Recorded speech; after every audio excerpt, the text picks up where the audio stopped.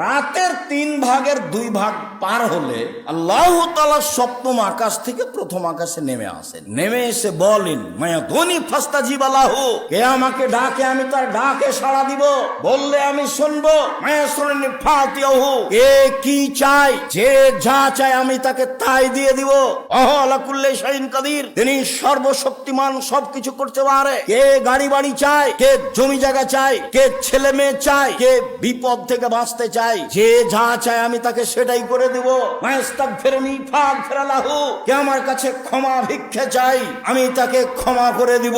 রাতের 3/2 পার হওয়ার পরে আল্লাহ তাআলা সপ্তম আকাশ থেকে প্রথম আকাশে নেমে এই কথা বলতে থাকেন। আর আমি দুর্ভাগ্য ব্যক্তিরা দুটাই ঘুমিয়ে, টিভি বন্ধ করেছি, মোবাইল তো আছে আল্লাহর রাস্তায়। আপনি বাড়ির গার্জেন, বাড়িতে একবারে ধরে মেরে যে কারফিউ জারি আছে, কি 10টা 10:30টায় ঘুমাতে হবে। ব্যবসা বাণিজ্যের লোকেরা হিসাব নিসাব করে নাহি 11টায় ঘুমাল। একবারে জরুরি ভাবে যারা পড়াশোনা করছে এ ব্যতীত যে কোনো মূল্যে ছেলে মেয়ে রাত 10টার পরে ঘুমিয়ে যাবে, এটা আপনাকে শক্তভাবে পদক্ষেপ নিতে হবে।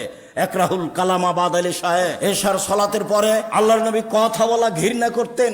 একরাহুল নাওমা কাবলার এশায়ে, এশার সালাতের পূর্বে আল্লাহ রাসূল ঘুমিয়ে যাওয়া ঘৃণা করতেন। এশার সালাতের পূর্বে ঘুমিয়ে যাওয়া ঘৃণা করতেন। এশার সালাতের পরে কথা বলা ঘৃণা করতেন। বুখারী মুসলিম।